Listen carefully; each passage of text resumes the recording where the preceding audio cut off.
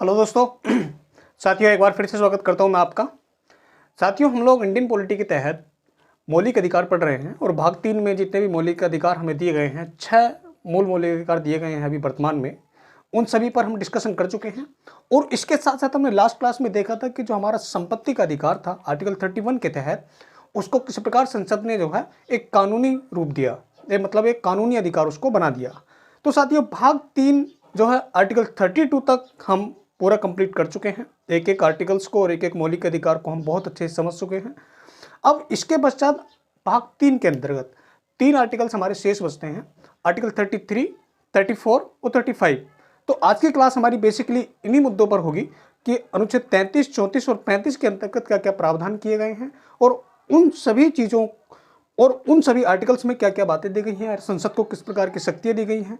ये सभी चीज़ें आर्टिकल 33, 34 और 35 तक है। ठीक है, तो आइए आज हम स्टार्ट करते हैं अपनी पहली क्लास आर्टिकल 33 के बारे में जानेंगे सबसे पहले, उसके बाद 34 और 35 के बारे में। तो आइए देखते हैं सबसे पहले आर्टिकल 33 के बारे में। तो आइए दोस्तों देखते हैं आर्टिकल 33 के बारे में। देखिए, आर्टिकल 33 में क्या कहा गया है। आर्टिकल 33 में कहा गया कुछ विशिष्ट वर्गों के मूल अधिकारों पर निर्बंधन। इसका मतलब क्या है? देखिए, संसद को आर्टिकल 33 के तहत संसद को एक शक्ति दी गई है, विशिष्ट प्रकार की शक्ति दी गई है। और वो शक्ति क्या है कि वह कुछ विशिष्ट वर्गों के मौलिक अधिकारों पर निर्बंधन लगा सकती है, मतलब उन पर युक्त प्रतिबंध लगा सकती है। अब ये कुछ विशिष्ट वर्ग कौन कौन से हैं? कुछ विशिष्ट कार्य करने के लिए कुछ पद नियोजित किए जाते हैं, कुछ विशेष विभाग बनाए जाते हैं, जैसे कि शांति व्यवस्था बनाए रखने के लिए समाज में पुलिस बल का गठन किया गया है, या फिर राष्ट्रीय और अंतर्राष्ट्रीय सीमाओं की सुरक्षा के लिए सैन्य बलों का गठन किया गया है, या फिर अर्धसैन्य बलों का गठन किया गया है।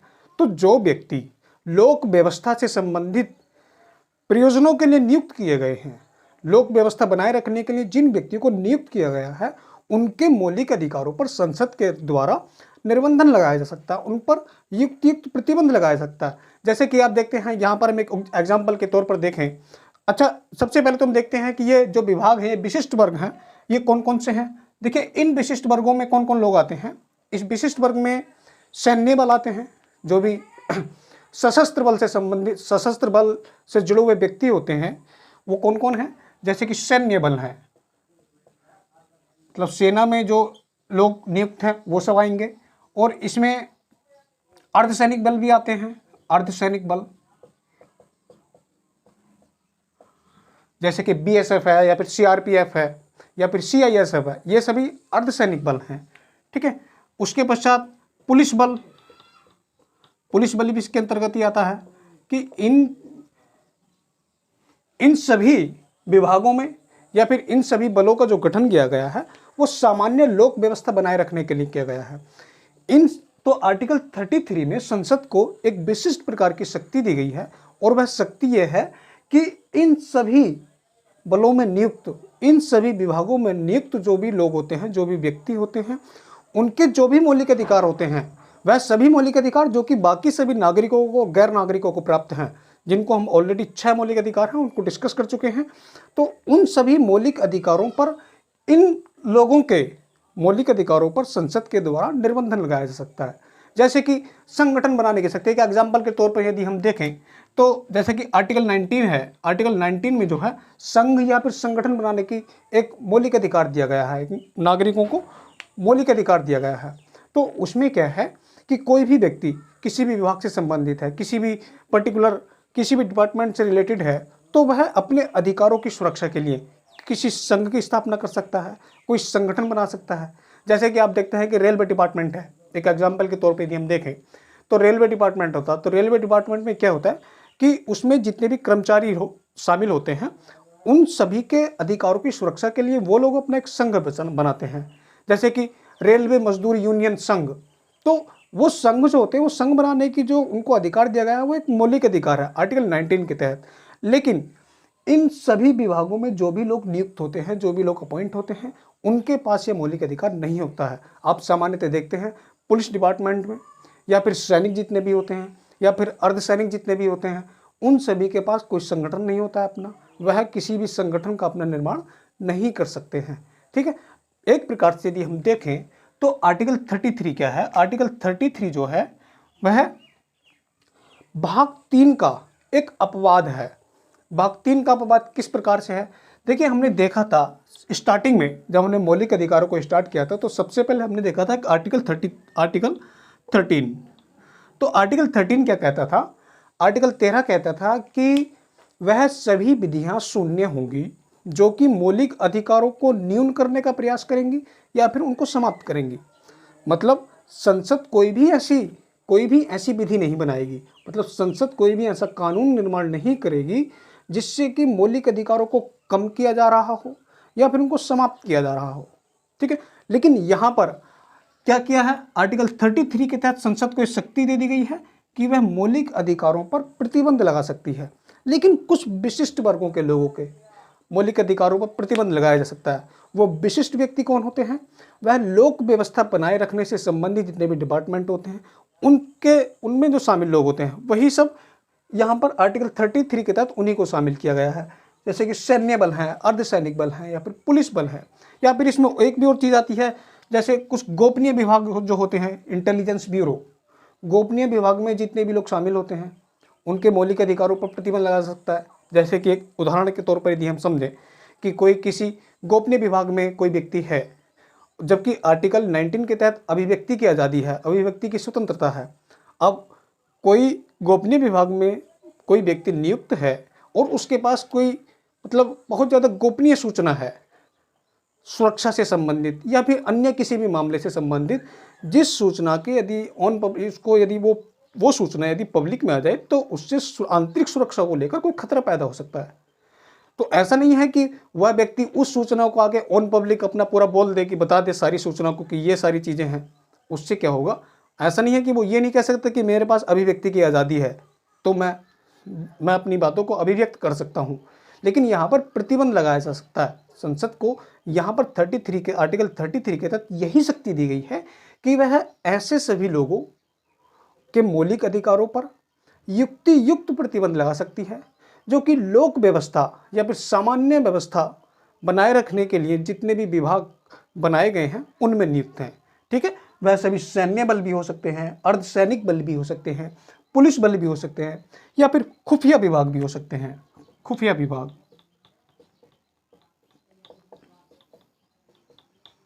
ठीक है, तो इन सभी लोगों के मौलिक अधिकारों पर युक्त प्रतिबंध संसद के द्वारा लगाया जा सकता है।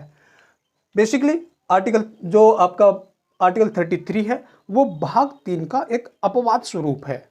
ठीक है, अपवाद किस प्रकार से है? क्योंकि आर्टिकल 13 में साफ साफ ये बात बोल दी गई थी कि संसद के द्वारा कोई भी ऐसा कानून नहीं बनाया जाएगा जो कि मौलिक अधिकारों को कम करता है या फिर उनको समाप्त करता है।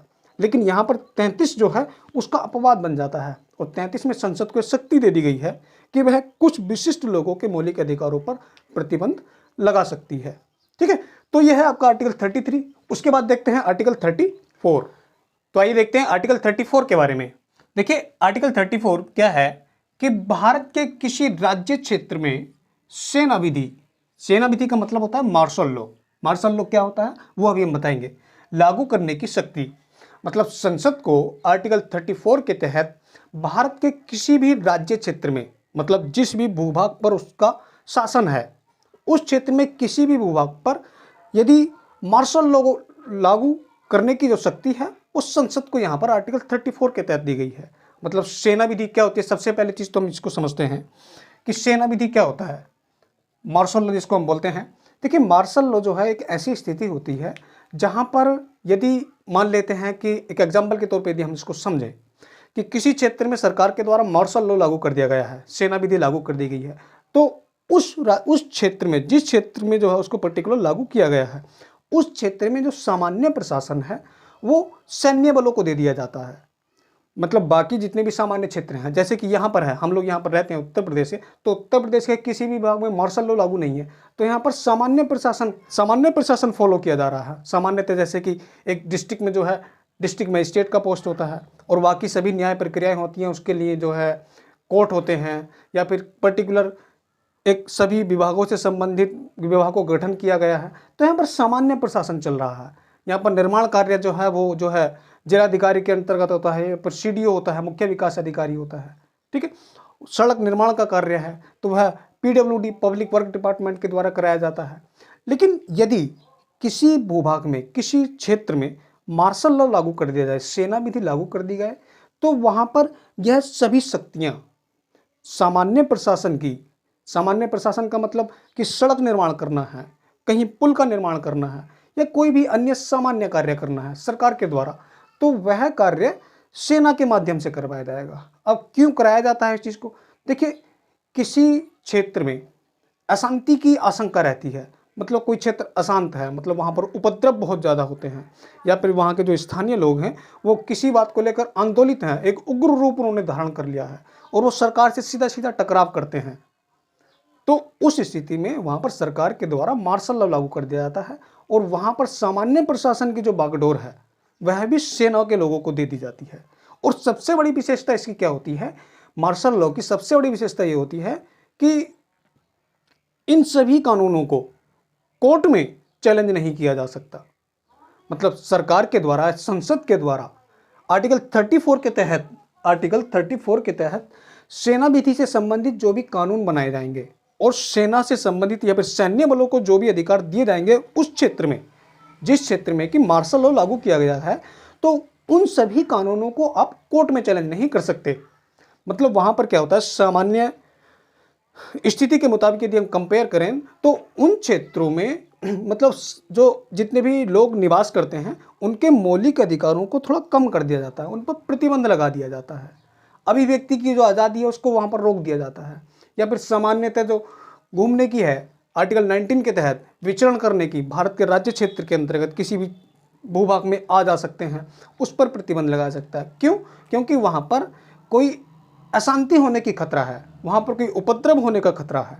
तो इस स्थिति में वहाँ पर सैन्य विधि लागू की जाती है और उस क्षेत्र में जो रहने वाले लोग हैं उनके मौलिक अधिकारों पर प्रतिबंध लगाया जा सकता है।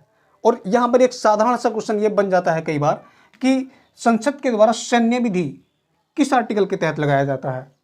मार्शल लॉ का जो इम्प्लीमेंट किया जाता है, मार्शल लॉ को जो लागू किया जाता है वो किस अनुच्छेद के आधार पर किया जाता है? तो अनुच्छेद है आपका आर्टिकल 34। ठीक है, तो आर्टिकल 34 सिंपल सा है एकदम। इसमें क्या बताया गया है? संसद को एक विशिष्ट प्रकार की शक्ति दी गई है। वह शक्ति क्या है? वह शक्ति है किसी भी राज्य क्षेत्र में सेना विधि, मार्शल लॉ लागू करने की शक्ति। ठीक है, उस क्षेत्र में जो कि अशांत क्षेत्र है, सरकार को ऐसा लगता है कि यह अशांत क्षेत्र है, भारत की जो अखंडता है, भारत की जो संप्रभुता है, उसको कहीं खतरा पैदा हो सकता है, तो उन क्षेत्रों में सेना विधि को लागू कर दिया जाता है। जैसे कि 1950 के दशक में नॉर्थ ईस्ट, जो कि हमारे पूर्वोत्तर के 7 राज्य हैं, 7 सिस्टर्स जिसको हम बोलते हैं, उसमें उसके लिए एक कानून बनाएगा AFSPA, arm forces special power act. तो इसके तहत क्या है, इसको जो है पूर्वोत्तर राज्यों में लागू किया गया था और इसका काफ़ी विरोध भी हुआ था और अभी भी विरोध हो रहा है, क्योंकि अभी भी कुछ क्षेत्रों पर लागू है, कुछ क्षेत्रों से उसको हटा लिया गया है 2014-15 के आसपास से।